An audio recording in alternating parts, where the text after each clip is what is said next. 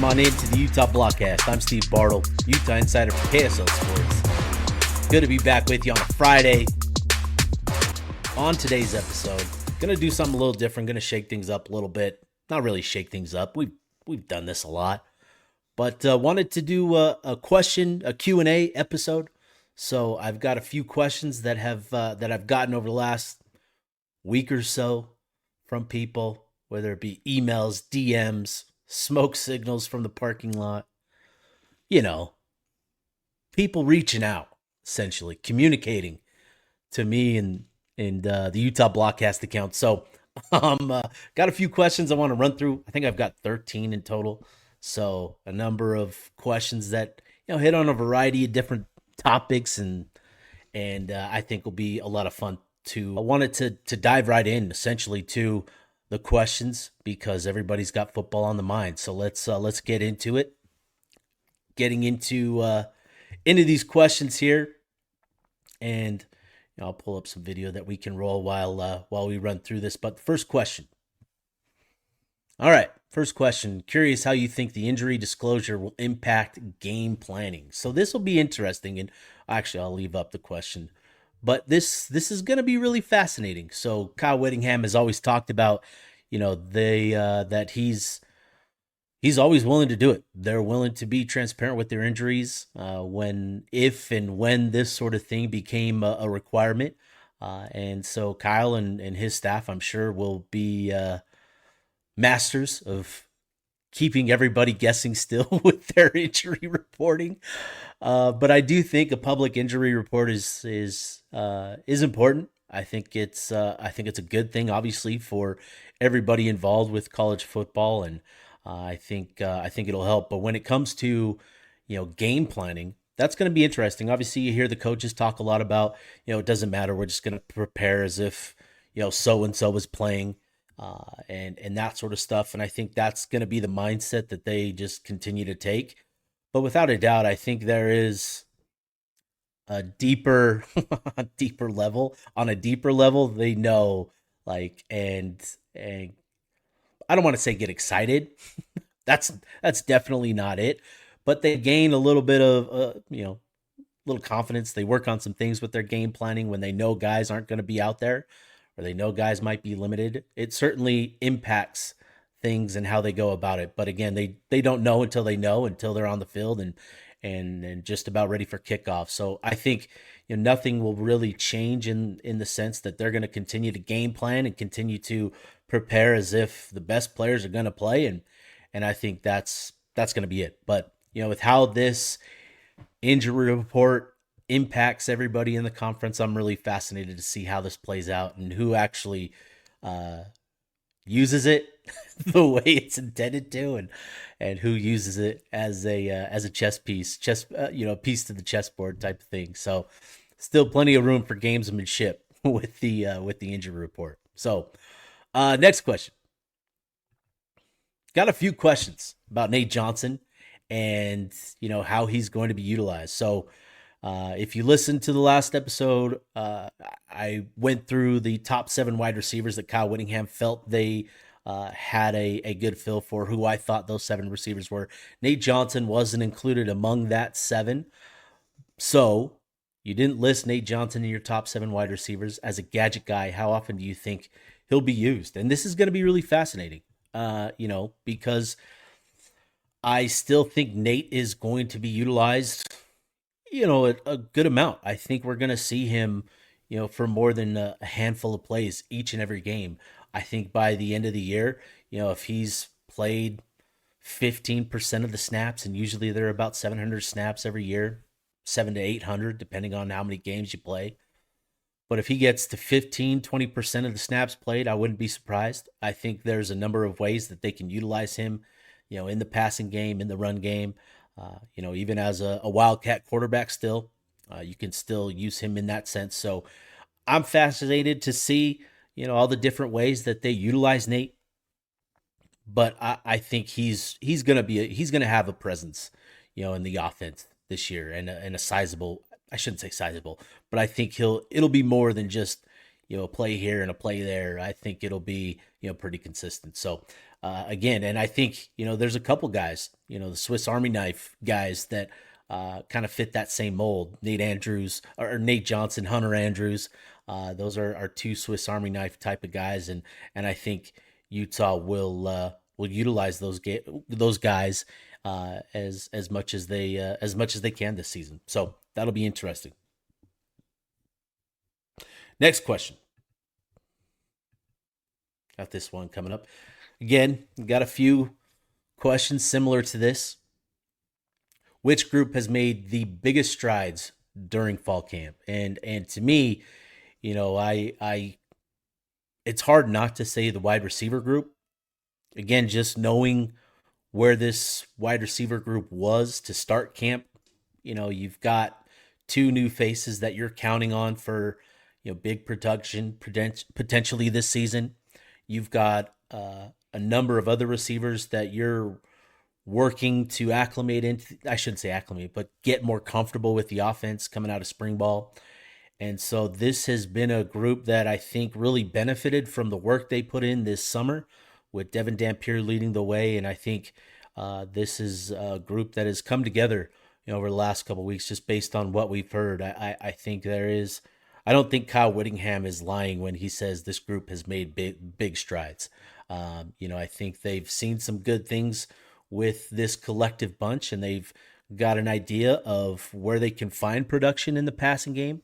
And I think they've had some pleasant surprises. I think, that tight end room is still going to be productive and still have guys that allow Utah to be more spread, more athletic, utilize the space out there on the field while still having some size with their tight end room. So, fascinated, but I do think the group that has made the biggest strides from where they started coming into camp to where they are now, I think it's hard to say anything but the wide receiver room. So that's my answer there.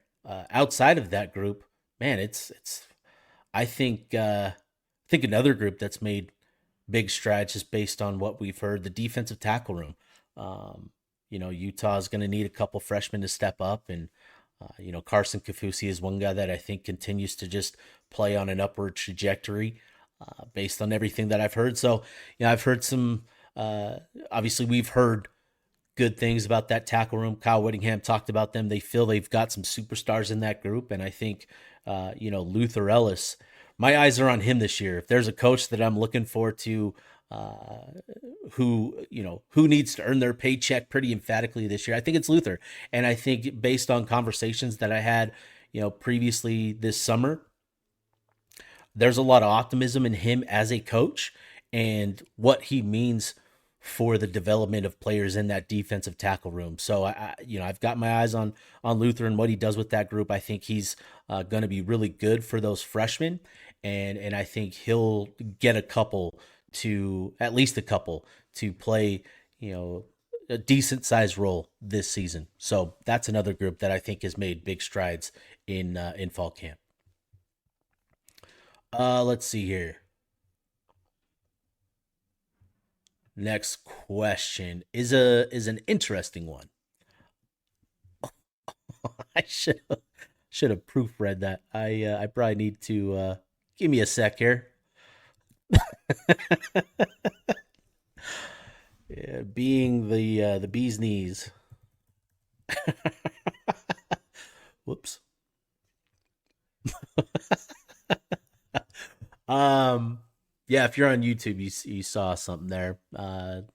But here's the question: with the starting five being the bee's knees this year, and a very high chance of replacing all five next year, what are your thoughts on next year's starting five? This is interesting. This is one that I've actually thought about and asked Jim Harding about. Not in that same manner, but the importance of developing the depth this year, not only for solidifying your depth this season, but also preparing for next year, because there is a very real chance that Utah has to replace all five starters across the offensive line next year. And so, this is going to be interesting over the next year or so, from year over year. What is it going to look like next year? We'll see. But I think, when I look at this group and the guys who are in place right now and what they've got coming in, from all accounts, over the last couple months, it sounds like, guys like Ike Garcia, Soloto Moyai, and Keith Olson have had really good off seasons. They've really kind of closed the gap on the starting five. There's obviously a lot of hope and expectations around Garcia, given his recruiting profile coming out of Corner Canyon. Soloto Moyai, another one, a blue chip prospect, but a guy that I really love is Keith Olson. He's just that throwback offensive lineman. You go back to the 90s, the 2000s, with just a big old barrel chested offensive lineman. Like, he's that kind of throwback type of guy. Just a big body, can move really well. He's surprisingly athletic. And, he's a guy that I think he played a little bit last year, filling in for Moko Fisi and the offensive and the left guard spot last year. I think he's going to be a guy that's certainly in the mix for Utah. And then Kalolo Taaga, the tackle transfer that they brought in this past winter cycle from USC, I think he's going to be a guy that I think solidifies the depth at tackle. So those are the guys that I think, pencil them in right now as the most likely candidates to fill four of those spots. And then keep in mind what Utah has in their current recruiting class with Kelvin Obot. He's a freshman. He's going to be a freshman next year, but he is the guy that they think is best suited to follow in those footsteps of Spencer Fano and Caleb Lomu. So, even though he's not with the program this year, he's going to be working under Jordan Gross. And I think, talking to people that are very familiar with Obot's recruitment and sort of his process, he went about things very mature and very deliberately, and was very careful in finding the best situation for himself. And I think he's very serious about the opportunity to play right away. And so, him being coached by Jordan Gross at Fruitland High School in Idaho, I think that's going to do wonders for him this year, where he can come in enrolling early and, hit the ground running in the same way that Spencer Fano did. So very different in terms of where they're at technique wise. I think Obot is more along the lines of a Caleb Lomu, who didn't enroll early, but there's room to grow in terms of Obot's technique. But he's such a good athlete, such a big body for his athleticism, that you feel good about what he'll be able to do naturally. It's just how much development can he make with his technique. And I think, again, having Gross coaching him, I think will do wonders for him. So that's what I sort of look at when projecting to next year's offensive line. And I think what's been really interesting is that, it sounds like Utah's made it a focus. Harding talked about them wanting to get these guys as many reps. And I think that's going to be important this year, getting these guys as many reps together, right? These four that I mentioned, Garcia, Olson, Moiai, and Taaga. I think getting those guys as many reps together, I think will be really good to have that sort of chemistry next year to hit the ground running. So that's what I've got. Next question. Last year, New Mexico averaged over 7 yards per carry. That's a lot of yards per carry. I don't know. I think they were like 6.5 yards per carry. How close do you think Utah gets to that number? Yeah, so I think New Mexico, I think they averaged 6.5 yards. I mean, which is still really, really good. Let's see here. Yeah, New Mexico. They were tops in the country at 6.6 yards per attempt, which is, that's a big number. And when you look at New Mexico's production, 3,000 yards on the ground, 250 yards per game, those are some great numbers. Now, do I think Utah can match that, getting to 6.5 yards per carry? That's going to be tough when you look at what Utah did in 2021 and 2022 with that, high-powered rushing attack with the three-headed monster, Tavion Thomas, TJ Pledger, Mekhi Bernard. Utah was still only, I think, about 5.5 yards per carry that year. Yeah, 5.58 and 217 yards per game. This year is going to be interesting. So, given the fact that Utah, the offensive line they have, the running backs that they have, I think 5.5 yards is certainly within the realm of possibility. What sort of impact does Devin Dampier provide? That can he provide? How can he juice up that number? We'll see. But I do think that should be the goal this year for Utah, surpassing that 5.5 yards per carry mark, because that gets you, to 220 yards a game, 230 yards a game, potentially. If you can get close to that 6 yard mark, which is pretty big, pretty sizable. Only three programs last year ran for more than 6 yards per carry. One of them was Kansas State, another was New Mexico, and the other was Ashton Jeanty and the Boise State Broncos. So that's going to be a high bar, getting above 6 yards. But I think 5.5 should certainly be within the realm of possibility and would do a lot for this offense. So I think that should be the goal this year, is surpassing that 5.5 yard mark. Next question, similar in terms of asking about the offense. What do you think the run pass split will be this year? And this was actually interesting. So I looked into this, not too long ago, because I was curious as well, and I was actually surprised in what I found. Looking at New Mexico last year, New Mexico had something like a 54-46 run pass ratio with QB scrambles included. So it wasn't even 54. I think it was like 53.8. Like, I'm rounding up to get to 54. And so, I think without scrambles, it was somewhere closer to 52-48 run pass split, which was surprising. But again, given kind of the context of what New Mexico was last year, they had to throw the ball a lot. They were playing catch up in a number of games, so they were trying to throw the ball and that sort of stuff, which also gets to the surprising point that you'd think that there would be a bigger impact with the QB scrambles. But again, it just speaks to the fact that I think people are misevaluating Dampier and what he actually did. He didn't actually scramble a ton last year. He scrambled enough where it made a difference and kept the offense on the field, but it's not like he's pulling and running 5-10 times every possession. It's not that at all. And I think there's just kind of a misunderstanding. So anyways, getting back to the question, I wouldn't be surprised to see Utah hit that 54-46, 55-45 split this year, given the point of emphasis that it's been for Utah this offseason with the run game and with Wayshawn and Nakeri. I think they've got the depth at running back with 7 bodies there who can all, carry the rock. They've got the supplemental guys, at other positions, Nate Johnson and Hunter Andrews, that'll add some versatility, different looks to the run game. And then obviously with Devin Dampier and what he can add, I think, again, I would not be at all surprised to see that 55-45 split. Garbage time is going to impact this a lot as well. So the non-garbage time run pass split, I still think is going to be 55-45. What it ends up being with garbage time, we'll see. If there is much garbage time, which I think there will be. All right, let's kind of switch it up here.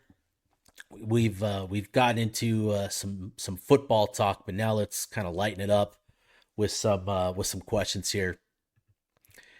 This is always a fun one, but also a tough one for me. If you could pick a Utah walkout song to sum up the vibe of this team, what would it be? And just, again, I could go so many different ways with this, right? So, Whit always wants something old school. Spencer Fano probably wants something that he can sing. A lot of guys love hip hop. A lot of guys love country. A lot of guys love, rock. And so there's a lot of different vibes that we could go to and lean into. My initial thought, just with my music and what I listen to, Whacked Out Murals by Kendrick Lamar is kind of fitting, sort of fits the vibe. But then again, I think about this team. They're a fun-loving group. They like to have fun, more of an upbeat type of vibe. Let the Beat Build by Lil Wayne is a little bit of a throwback and one that I think would be appropriate for this squad. We could see him leading into the Creed, Whittemore, and and roll with higher. I know that would get some interesting responses, but I could see Spencer singing that. I could see coaches Isaac Asiata and others singing that as well. Faint by Linkin Park sort of represents kind of the mindset and where this team is at with their headspace. Uh, but Wit walking out to Frank Sinatra's "My Way," I think would be the dopest thing ever. Just that would be cool. That would be so dope if he did that. So I don't know, man. I can't pick one, but there's just so many different vibes. But I think I shared enough that kind of gives a little peek into the mindset, the sort of vibe around the team right now. So hopefully that's enough. But yeah, again, I think Wit walking out to "My Way" by Frank would be just gangster. Would be gangster. All right, let's see here. Next question. What do we got? Do. Burning question. What's the best cut of meat out there and why? Ooh, this is a good one. I've been smoking a lot of meat lately. Finally got a smoker. Obviously living in a townhouse, it's kind of tough. But we finally got a smoker this summer. Been smoking a lot of meats. Meatloaf was a surprisingly fun one to do. That's not the best cut of meat, but that was a fun one. Chicken wings, brining those things, getting those things ready for the smoker that's been fun. That's been good. Non-smoke stuff, man. It's ribeye. Give me a steak. Give me a good ribeye. It's meaty. There's some fat. It's just like the offensive line, which obviously big offensive line guy here. Give me the ribeye as the best cut of meat. It's most satisfying. You can get it at a restaurant. You can cook it yourself. It's ribeye. Similarly, staying with the food theme here. Next question is best food spot you have found so far in the Big 12 and a new one you're looking forward to most this season. This is going to be this is interesting. So, Eskimo Joe's was awesome last year out at Oklahoma State. It was strong recommendation. Everybody recommended it and lived up to the hype, in my opinion. I think about the cheese fries almost every day, and yeah, Eskimo Joe's was really solid out there in Stillwater. Hutchins Barbecue was fantastic a couple weeks ago out there in Frisco. Um, Probably try to hit that when we head out to Texas again this year for the Baylor game. Traveling to Kansas, excited to try some of that Kansas City barbecue. Gonna need a few spots to hit up. So outside of that, I don't really know. Gonna need to find some spots in West Virginia. Um, where else does Utah travel this year? Provo, nah. Um, uh, where else do they travel? Kansas, Waco, obviously Los Angeles. You know where I'm headed. Lupe's Tacos, of course. That's where I'm headed. I need my surf and turf taco, man. I miss it. I miss it so much.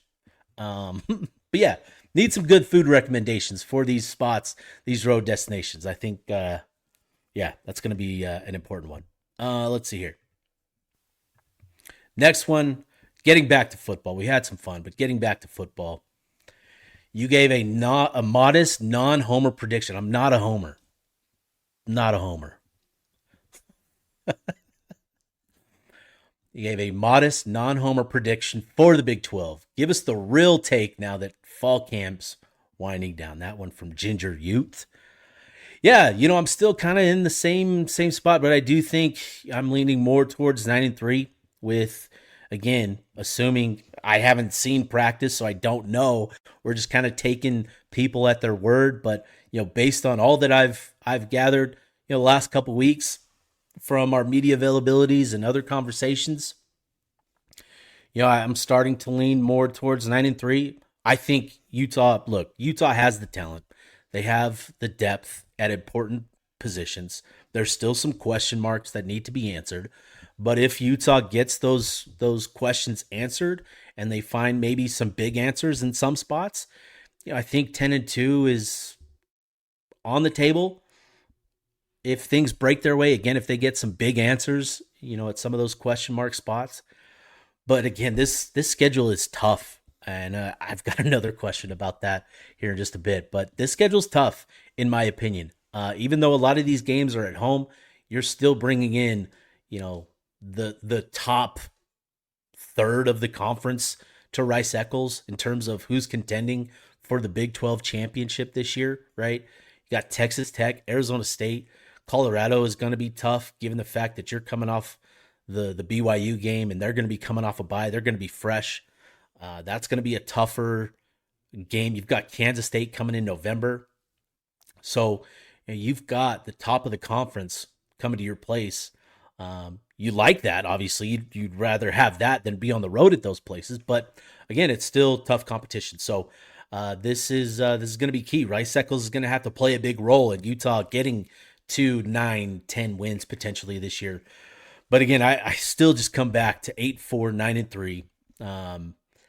We need to see some of what these question mark spots actually look like in game. And the nice thing here is we'll get a really good idea of what this team will look like in game 1. So we won't have to wait to get to, game 3, 4, 5 to find answers. Utah's going to have to be competitive, out the gate and playing at a good level out the gate. So we'll have a good idea of what this team will be. But that's where I'm at with this season this year. So let's see. Next question. Speaking of that UCLA game, few areas Utah can exploit and maybe a few areas of concern for that game. And this is going to be interesting. So I think UCLA, that offensive line is going to be a question mark in my opinion. Last year, they weren't great on the ground. I think they averaged just shy of 90 yards per game on the ground. And they also gave up 2.8 sacks per game. So if you're Utah, you're sort of licking your chops at the potential to, have a really strong game from your defensive front. Now, you feel good about that. But again, one of the question marks this year for Utah is the defensive tackle room. So that's why I say we're going to get some answers pretty quickly about what we can expect from this team. And, Utah is going to need to be physical in the run game against UCLA. With Tino Sunseri, this is kind of getting into my concern. With Tino Sunseri coming from that Indiana offense last year, Nico Iamaleava is a significant upgrade just in terms of talent and ability at the quarterback position. There are obviously question marks about how comfortable is he in the offense. What sort of level of execution can we expect from him with so little time in the offense? Those are concerns, but without a doubt, Nico is a major upgrade at that quarterback position. And with Tino Sunseri coming from Indiana, with the way that they performed and turned that program around, that's kind of a big concern for me. So, the areas Utah can exploit kind of work hand in hand with the areas of concern. It's a double-edged sword, essentially, where, Utah has to exploit those areas of weakness for UCLA, because if they don't, there's also the possibility that, Nico and this offense, get going. And so that's kind of it's kind of the concern for me. So a lot more coming on this UCLA matchup. But again, I think, Utah's favored at 6.5 points right now. And I think that's fair given what Utah brings into that matchup. So yeah. Next question. And I think I sort of alluded to this one, but how does the difficulty of this year's opponents compare to the championship years in 2021 and 2022? Yeah, this one was really interesting. I did a deeper dive on this, looking at the schedules, and I think obviously the 21 and 22 schedules have the headliners, right? The Oregon, USC, Florida in 22, but there were also some really bad teams on that schedule. Like, we need to remember how bad Colorado was. We need to remember how bad Arizona and Stanford were those 2 years. Washington State was not a good program either. So that is something that I want to keep in mind as we talk about this 2025 schedule, because as I said, Utah's bringing in a number of top contenders in the Big 12 this year. You're bringing them to Rice-Eccles, but still, that's a high level of competition you're bringing in. I don't think there's as much drop off. I think the 2025 schedule, though it may not have the headliners of a USC, Oregon, Florida type, where the Blue Buds kind of set the ceiling, this schedule it has raised the floor and demands in terms of the week in week out grind that this is going to be. So for me, looking at this schedule, and I think I could go to SP Plus, do the averages and all the metrics, FPI, and kind of weigh it out and see what it is. But just looking at the schedule and knowing who's going to be competitive in this league, maybe who isn't, I think this schedule, compared to what it was in 21 and 22, this year's schedule is tougher because, again, it's that week in, week out grind. You don't have as many Colorados, Arizona, Stanfords the final month of the season like you did in those years. So that's where I'm at. I think this schedule is difficult because the floor has risen. And then last question here, getting back to the offense and some potential production numbers for Utah. Could Utah rush for 3,000 yards this season? And this is a big number. This is a very big number. I think I mentioned it earlier that New Mexico, in fact, eclipsed 3,000 yards in 12 games. Utah did it in 21 and 22, but they also played game 13 and game 14 to get to that number. So in order to hit 3,000, you've got to run for at least 250 yards. And with what New Mexico did, last year, averaging 250 yards per game, 6.6 yards per carry. They ran it 456 times against, Power 5 competition. They still ran for 242 yards in their 3 contests against Power 5 competition, which is really impressive. and still ran for 6.4 yards per carry as well. So, I think, again, getting back to what I shared earlier, if you can get to 5.5 yards per carry, that should be not just the goal. That should be like where we need to set our expectations. If you're Utah this year, we need to be at that 5.5 mark. That has to be the standard. And if you can get above that, and you can, depending on what you get out of Wayshawn in the carry and the supplemental carries, the different looks, the jet sweeps and fly motions and all that sort of stuff, Dampier, what can he add to juice that number? We'll see. We'll see. But it's going to be tough. I think getting above 2,500 yards, I think is more than doable.